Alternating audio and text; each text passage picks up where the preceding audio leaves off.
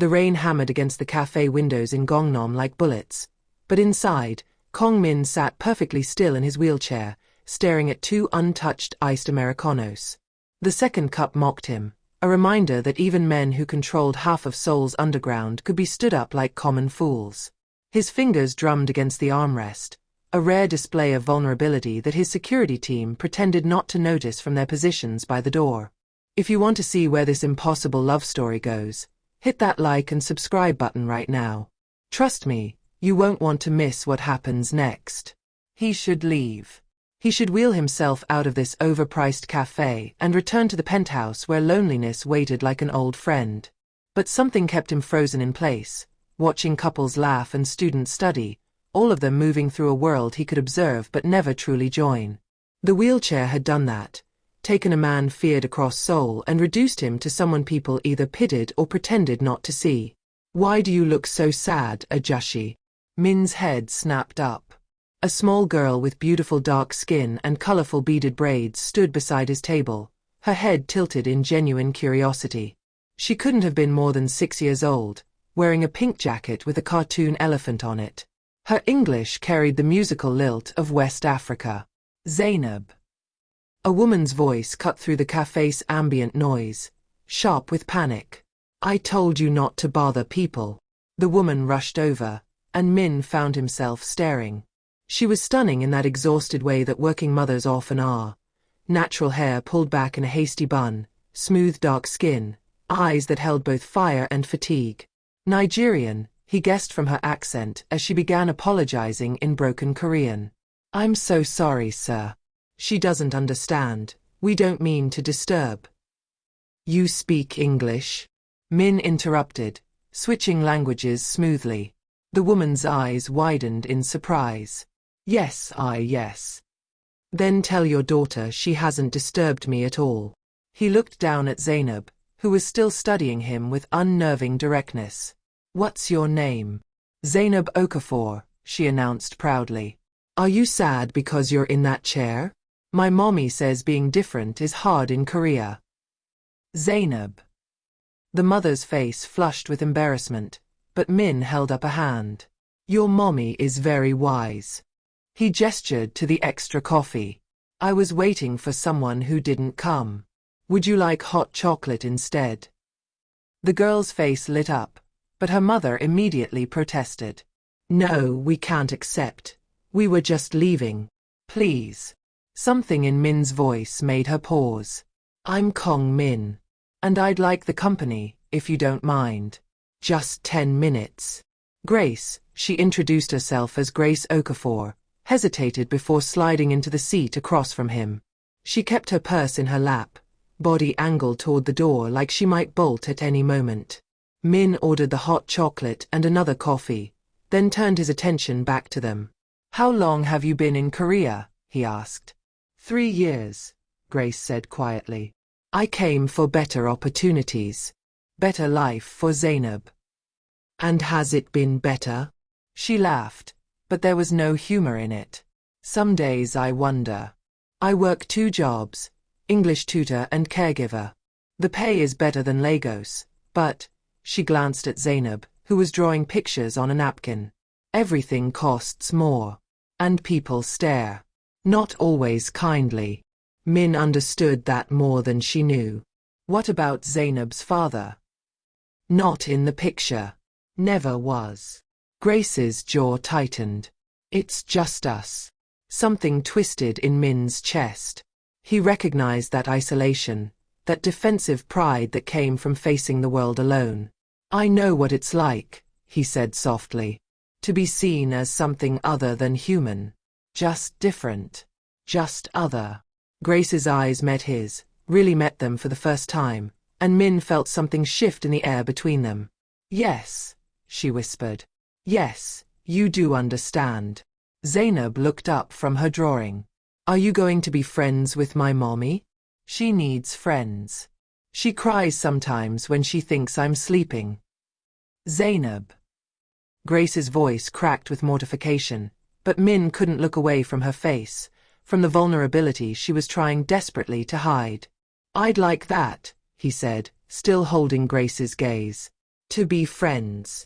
The moment stretched between them, loaded with possibility and danger and something neither of them could name. Grace broke eye contact first, standing abruptly. We should go. Thank you for the chocolate. Wait. Min pulled out a business card, writing his personal number on the back. If you ever need anything. Or if Zainab wants to visit her sad friend again. Grace took the card reluctantly, and Min noticed her hands were shaking slightly. She nodded once, then ushered Zainab toward the door.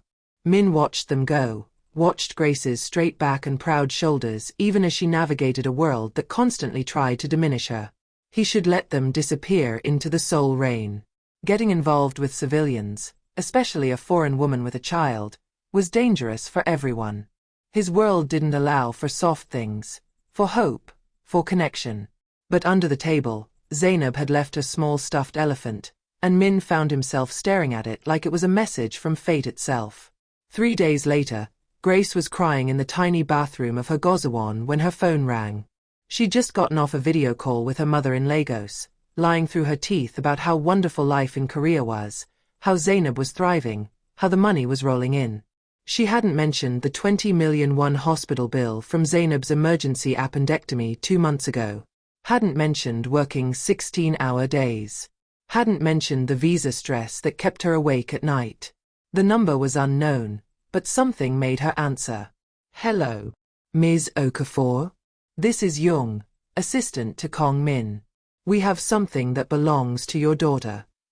Grace's heart stopped. What? Is she okay? Where? She's fine, the voice soothed. She left a stuffed elephant at the café. Mr. Kong would like to return it personally, if you're available. That's how Grace found herself standing outside a gleaming high-rise in Gangnam 2 hours later, Zainab's elephant clutched in her hands as a secretary led her to the top floor. The office was all glass and steel, with a view of Seoul that probably cost more than she'd make in a lifetime. Min sat behind a massive desk, and for a moment, Grace saw him not as the gentle man from the café but as something far more dangerous. Grace. He wheeled around the desk, and the smile he gave her was warm, but his eyes held secrets. Thank you for coming. You could have just mailed it, she said, more defensively than she intended. I could have. He gestured to a chair. But I wanted to see you again. To make you an offer. I don't need charity. Good. Because I'm not offering it. Min leaned forward, and Grace caught a hint of expensive cologne. I need a personal assistant.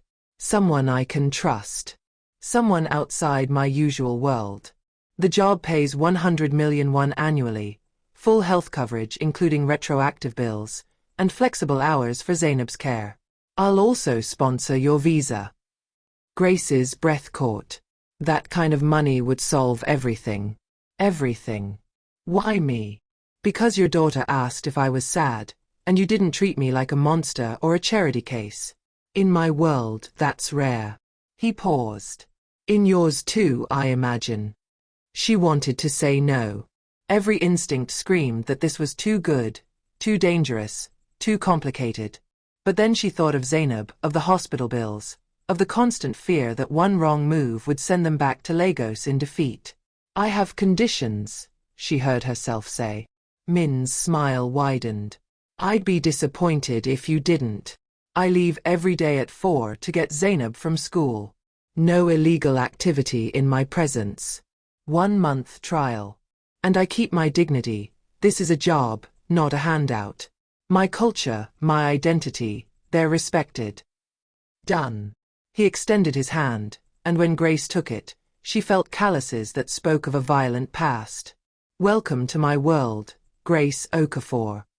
The first week was a nightmare. Min's legitimate business was clearly a front for something darker, though he kept his word about shielding her from the worst of it. But his associates made their feelings clear. Grace was the only black person in every meeting, the only woman in most rooms, and the whispers followed her everywhere. It was at a private meeting in an exclusive Gangnam restaurant that everything exploded. Lee Sang-wook, one of Min's rivals, sat across the table with a smile that made Grace's skin crawl. So this is your new acquisition, Kong Min? Sang-wook's Korean was deliberately crude. A black woman? How progressive. Does she dance for you too? Min's hand slammed on the table with such force that glasses jumped. Grace is my business partner. Show respect or leave. Sang-wook's smile never wavered. Sensitive. I like it. He switched to English, looking directly at Grace. Tell me, pretty lady, does your daughter go to Seoul International School? I heard they have excellent security. Well, mostly excellent. Grace's blood turned to ice. What did you say? I said. Min's voice cut through the room like a blade. You just made the biggest mistake of your life. Did I? Sang-wook leaned back. Or did you, bringing foreigners into our world? Go back to Africa, Ms. Okafor, before your daughter pays for your ambition. Grace was out of her chair before she could think, but Min's hand caught her wrist. His grip was gentle, but his eyes when they met hers were absolutely lethal. Take Young. Get Zainab. Go to my penthouse. Now. Min. Now, Grace. His voice softened. Please. Trust me. She ran. Young was already waiting with the car, and they sped through Seoul traffic while Grace's hands shook so badly she could barely dial Zainab's school. Her phone buzzed, a photo of Zainab on the playground, taken from outside the fence. The message was simple, last warning. Grace's vision blurred with tears of rage and terror. She'd brought her daughter into this nightmare because she was too proud, too desperate, too stupid to see the danger. But then Min's voice came through the car speakers. Young had patched him through. Grace, listen to me. Zainab is safe. I have people at the school. You're both under my protection now. Do you understand? He made this personal.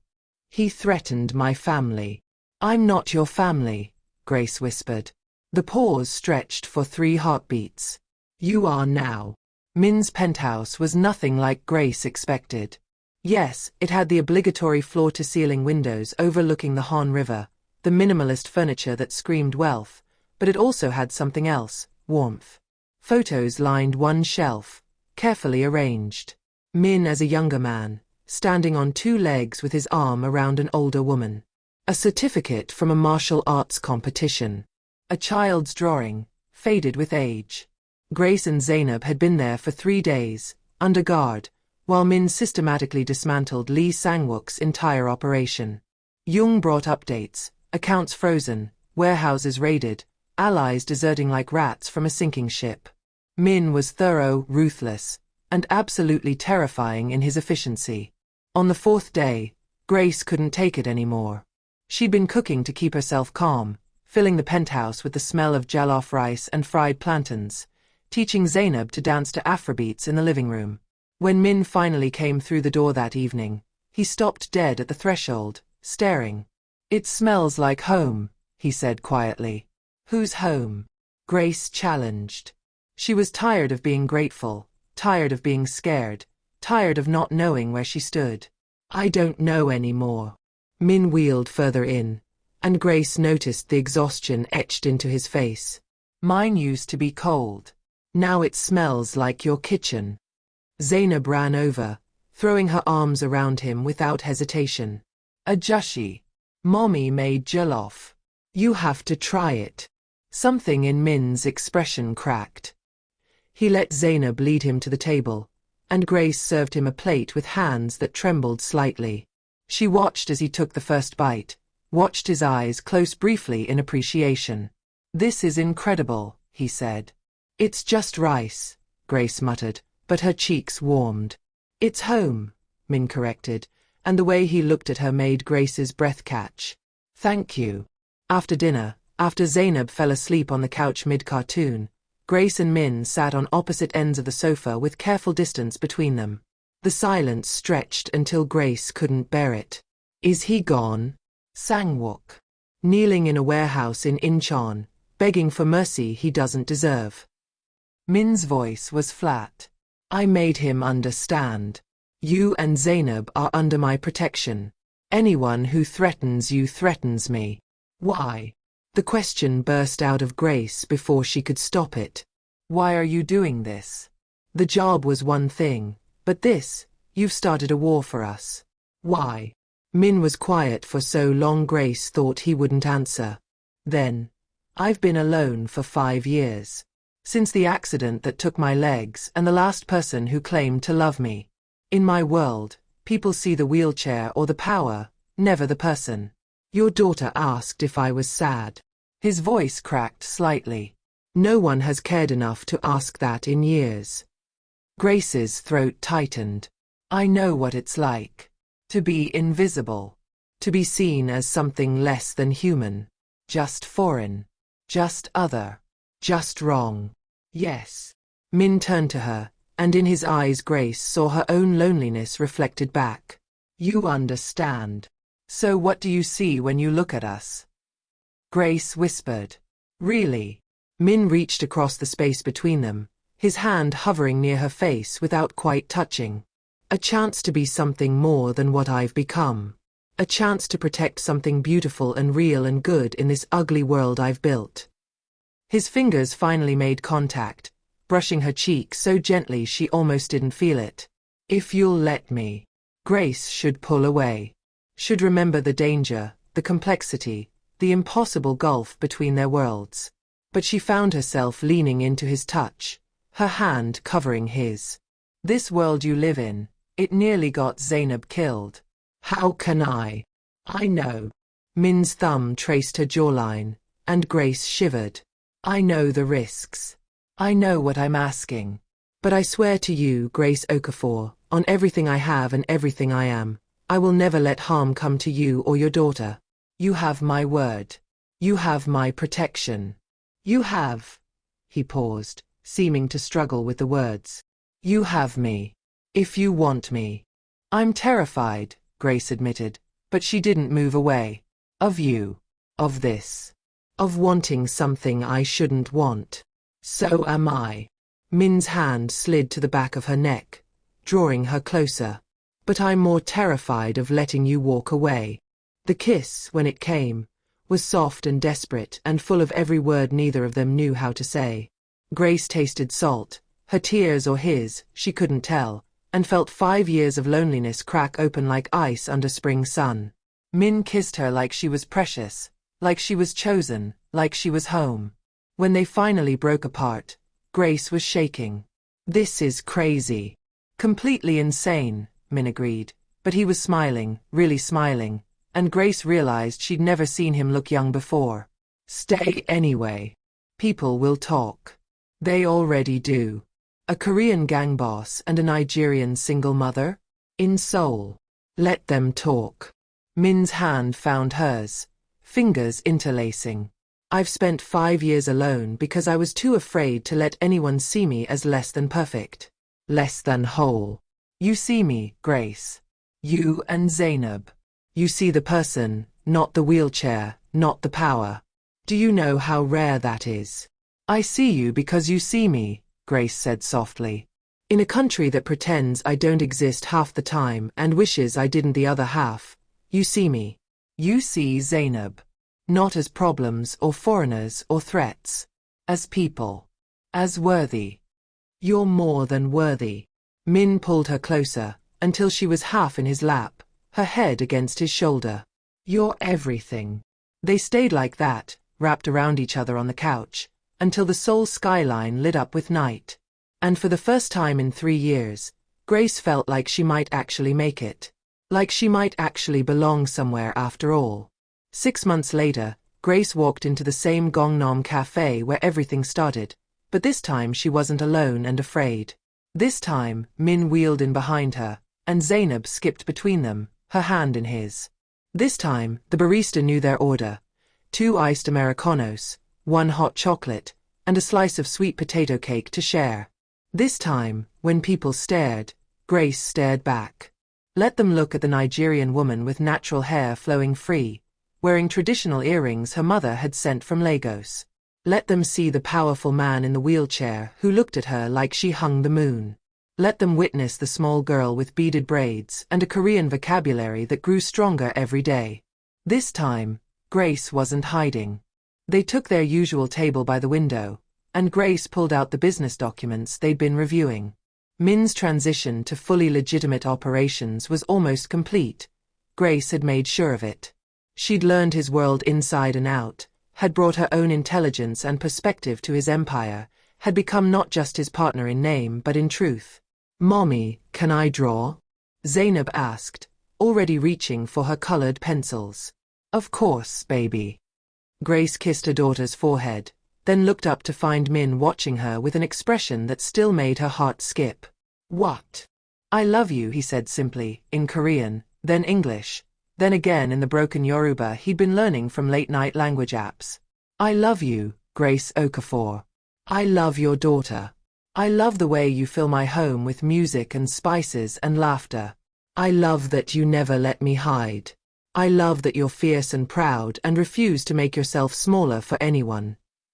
Grace's eyes filled with tears. "I love you too, Kong Min. Even when you're terrifying. Even when your world is complicated and dangerous and nothing like what I planned. I love that you protect us. That you see us. That you chose us. Always," Min promised. He reached for her hand across the table, and Grace took it, letting their fingers intertwine in full view of everyone in the café. "I will always choose you." "Ajushi," Zainab piped up, not looking up from her drawing. "Are you still sad?" Min's smile was radiant, transforming his entire face. "No, little one. Not anymore." "Good." Zainab finally looked up, grinning. "Because we're a family now, and families are happy together." Grace couldn't speak past the lump in her throat. Min's hand tightened on hers, and she knew he was feeling the same overwhelming rush of gratitude and disbelief and joy. "Can we have jollof tonight?" Zainab continued. "All of us. And can Ajushi teach me more Korean words?" "I'd like that very much," Min said softly, his eyes never leaving Grace's face. "I'd like all of that.